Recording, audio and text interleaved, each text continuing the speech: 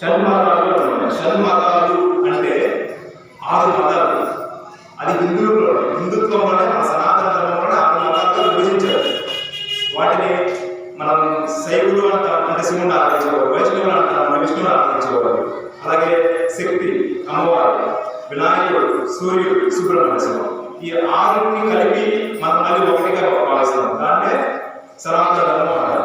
ఈ షణ్మత స్థాపన చేసింది ఆదిశంకరాచార్య గురువు, ఆయన ఒక గురువు. అలాగే కృష్ణ భగవానుడు మనకు భగవద్గీత నుంచి ఆయన ఒక గురువు. ఇట్లా సనాతన ధర్మాన్ని మనం ఇందులో ఉన్న ఈ మతాలన్నింటినీ ఒకటిగా భావించడాన్ని మన లౌకికవాదం అంటాం. దాన్ని ఇంగ్లీష్లో సెక్యులరిజం అంటాం. ఈ మధ్య వినిపిస్తుంది బయట సెక్యులరిజం అనే పదం. ఇది మీ అందరూ కూడా తెలుసుకున్నారు. ఎందుకంటే సెక్యులరిజం అంటే ఇప్పుడు ఎలా భావిస్తున్నారంటే హిందుత్వంలో ఉన్న ఈ మతాలన్నీ ఒకటనుకోవట్లేదు, వేరే మతాలు వచ్చినాయి. ఇప్పుడు ఒక 1500 సంవత్సరాల క్రితం ఒకటి, 2000 సంవత్సరాల క్రితం ఒకటి కొత్తగా వచ్చింది. వాటిని కూడా కలిపి ఎన్ని కలిస్తే ఒకటి సెక్యులరిజం అంటే ఈ అన్ని మతాలు సమానం అనుకుంటారు. ఆ అన్ని మతాలు సమానం కాదు. హిందుత్వంలో ఉన్న అన్ని దేవతలు సమానం, మనలో ఉన్న అన్ని కులాలు సమానం. అంతేగాని ఆ మతాలు హిందుత్వం సమానం కాదు. దీని అర్థం మనం తెలుసుకోవాలి. అలా తెలుసుకోకపోతే ఈరోజు మనం ఎలాంటి ప్రమాదంలో మనం చేస్తాం అందరికీ.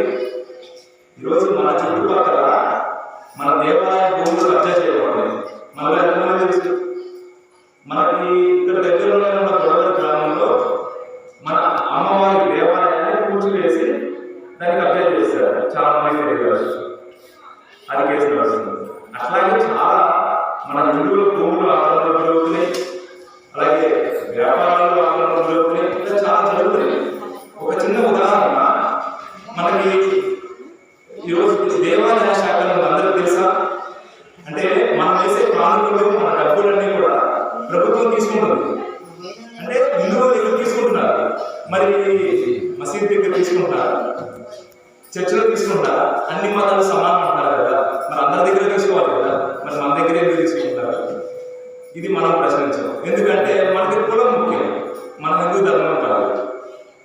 కాబట్టి మనందరం కూడా ఐక్యంగా ఉంటే అది కూడా సాధించవచ్చు.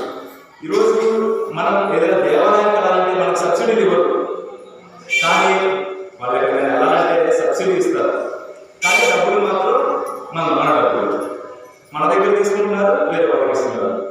ఎందుకు? కారణం ఏంటంటే మనలో మన కులాన్ని చూసినా కానీ మన హిందూ ధర్మాన్ని ఆచరించలేదు. మనం అందరం హిందువులు అనేది మనం గుర్తించాలి.